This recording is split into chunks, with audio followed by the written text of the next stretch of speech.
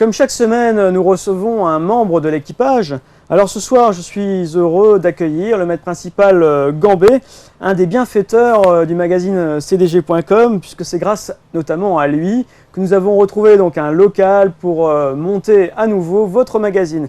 Voilà, bonsoir Philippe et bienvenue sur le plateau du magazine. Bonsoir Manu, je te remercie de m'accueillir sur ton prestigieux plateau. N'ayons pas peur des mots. Oui, alors tout d'abord, je te proposerai de se présenter brièvement pour ceux qui ne te connaîtraient pas encore à bord. Oui, comme vous le voyez écrit ici, je suis le maître principal Gambé, je travaille en Fox 0224 à l'atelier ATEC 6 qui fait partie du service SA. Voilà, donc cela fait maintenant 5 ans que tu es à bord du Charles de Gaulle. Est-ce que tu pourrais revenir un peu sur ton parcours dans la marine? Oui, effectivement, ça fera au mois de septembre 5 ans que je suis à bord du porte-avions Charles de Gaulle.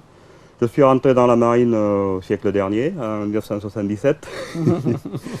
J'ai commencé ma carrière à la base aéronautique navale de Saint-Mandrier, une très belle base d'ailleurs, un cadre magnifique. Je m'occupais là-bas de l'électronique sol, c'est-à-dire de l'infra, de la tour de contrôle, des radios qu'il y a sur les embarcations des Bosco, toutes les installations sol en général. Après mes 3 ans d'affectation à BN Saint-Mandrier, je suis parti à la base aéronautique navale de Nîmes-Garons, là je me suis occupé au service armement des missiles Martel, qui étaient montés à l'époque sur les Atlantiques. De là, je suis parti, comme tout le monde, au BS. Je suis sorti du BS et là, je suis rentré dans le circuit de la chasse embarquée.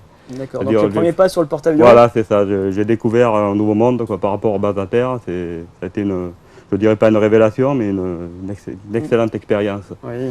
J'ai donc fait la flottille 11F à l'Andivisio pendant 4 ans, à l'issue du BS.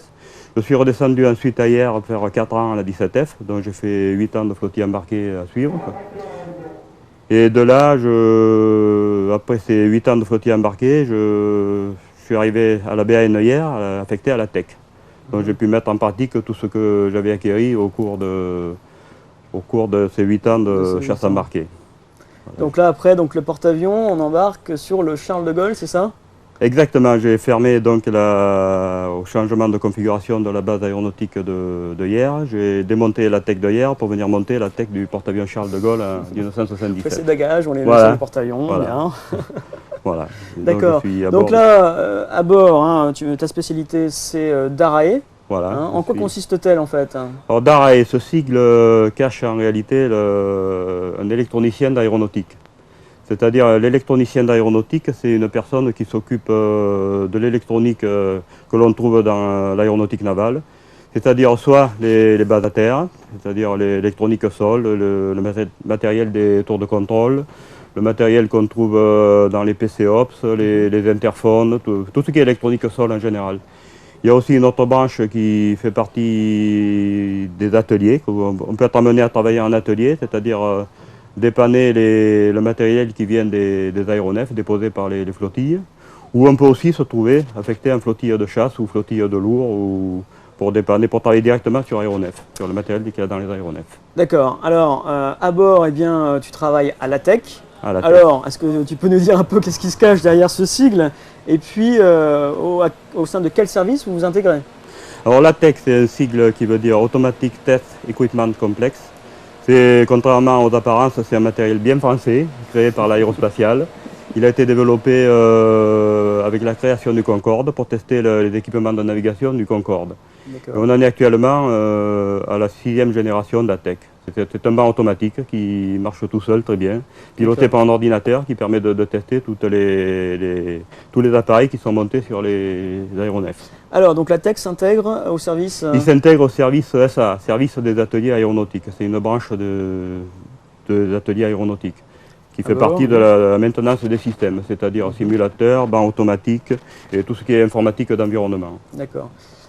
Alors, qui peut travailler dans ton équipe en fait, à la TEC et quelle est la tâche de ton équipe? Alors à la TEC, on trouve en réalité un pool de 3 spécialités, c'est-à-dire les électroniciens, les électromécaniciens et les armuriers. Parce qu'à la TEC, on passe du matériel qui fait partie d'un système de navigation et d'attaque et qui est géré aussi en flottille par 3 spécialités différentes. Alors en réalité, on reçoit à cet atelier le matériel qui est déposé par les flottilles, c'est-à-dire le matériel en panne ou à vérifier ou qui arrive en échéance métrologie ou échéance de vie. Donc il est testé, il est monté sur ce banc, testé de manière automatique. C'est typiquement un matériel particulier ou c'est différents matériels Différents matériels. En réalité, nous pouvons tester à la TEC actuellement 34 équipements différents. En réalité, c'est surtout axé sur la navigation et le système d'attaque.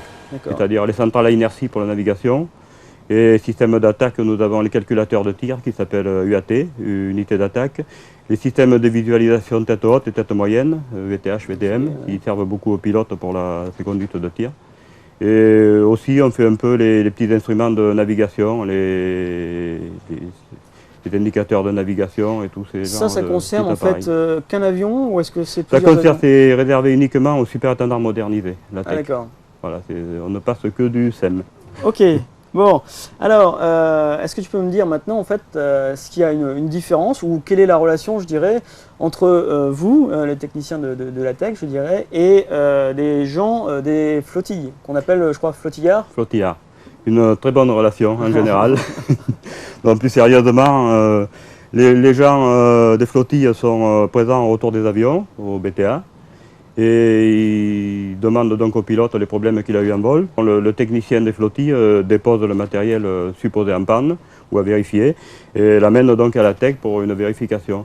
Et là, il est soit remis en état, soit s'il n'est pas remis en état, si le travail à faire est vraiment important, il retourne chez l'industriel. Et de là, le technicien peut récupérer un autre matériel en bon état au sein du magasin de fonctionnement du SAA. Un petit clin d'œil, en ce moment, ça tient bon, le matériel Le matériel, on n'a pas trop à s'en plaindre, ça se passe pas mal. Ouais. D'accord. Alors, on va quitter un petit peu ton univers de travail et on va se diriger plus vers tes loisirs. Alors, en fait, je crois que, donc, en dehors de ton boulot, tu rends de grands services à différentes personnes. Déjà au magazine, soulignons-le, et on t'en remercie encore. Et puis surtout donc ces services sont attraits à l'image. Donc cette image qui peut être fixe ou mobile ou animée, on a bien vu. Donc d'où vient cette passion pour l'image en fait ? Oh, c'est assez vieux en réalité. Au lycée où je suivais mes études à l'époque, il y avait un club photo. J'ai poussé par hasard la porte du club photo. Je n'en suis jamais ressorti. Je baigne toujours dedans depuis. Je fais du labo noir et blanc, du labo couleur, un peu de vidéo. Et voilà, et depuis ça continue. Quoi. Et tu suis les moyens techniques qu'on met à ta disposition Tout à fait. Depuis l'avènement de l'informatique, je continue à faire du labo photo, mais sans l'inconvénient des produits chimiques et de l'espace confiné. Je crois même que tu as un très bon compagnon, il s'appelle Adobe Photoshop. Photoshop, oui, c'est mon... Pas de pub, non, pas de pub. Mais Adobe, c'est pas de l'Adobe, voilà, comme dirait. Pas de l'Adobe, c'est un logiciel extraordinaire. Qui permet de faire les images qu'on voit actuellement derrière, ce qu'on appelle des fakes, des images un peu traficotées, ou bien des images mobiles, alors ça c'est avec un autre logiciel dont on taira le nom. Tout à fait. Voilà, alors je crois que tu détiens d'ailleurs à bord une certaine archive intéressante du porte-avions. Qui peut intéresser tout le monde. C'est ça, c'est-à-dire en fait, qu'est-ce qu'on y trouve ?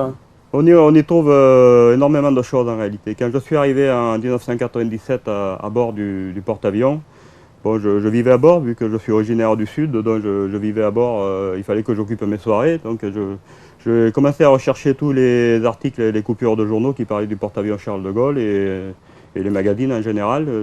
Et j'ai réuni tous ces éléments et je les ai mis sur un CD-ROM, organisé par sujet et tout. Donc ce CD-ROM contient à peu près 1600 articles et photos concernant la vie du porte-avions.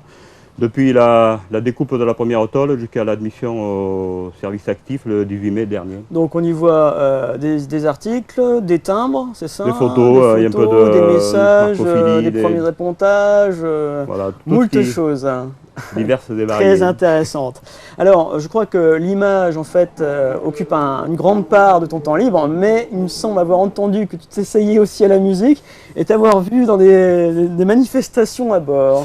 Oui, tout à fait. En réalité, la musique, c'est plus qu'un test, c'est une réalité, quoi. Je baigne dedans depuis l'âge de 6 ans. J'ai fait un peu de piano, j'ai fait un peu de trompette.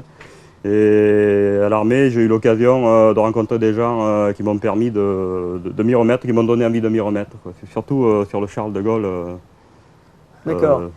Alors, bon, la musique encadrée par le Major Carnis, Voilà, par le exemple. capitaine de corvette Baudonnière. Et alors là, tu abordes bientôt ta retraite. Tu as 500 jours de ta retraite. 500 Je jours pense aujourd'hui, que tout tu à vas fait. t'adonner aussi à ton sport préféré, le cyclisme. Le cyclotourisme. Ah pardon, Ne mélangeons pas le les... cyclotourisme. Oui, le cyclotourisme, effectivement, j'en ai fait pas mal, j'en fais pas mal toujours. Je participais à 2 Paris-Brest-Paris, j'aime bien les voyages itinérants, participer à des brevets montagnards. D'accord. À partir du moment où je passe la journée sur le vélo, je suis heureux. Ok, eh bien écoute Philippe, je te remercie de ta participation au magazine. Alors, puis je te remercie aussi encore une fois pour toute ton aide. Et c'est volontiers. Voilà, donc justement, bon, ça va pas être une découverte pour toi, mais je te propose et je vous propose de découvrir un peu le montage de votre émission. Donc voici la réalisation de votre magazine en quelques images et quelques clics.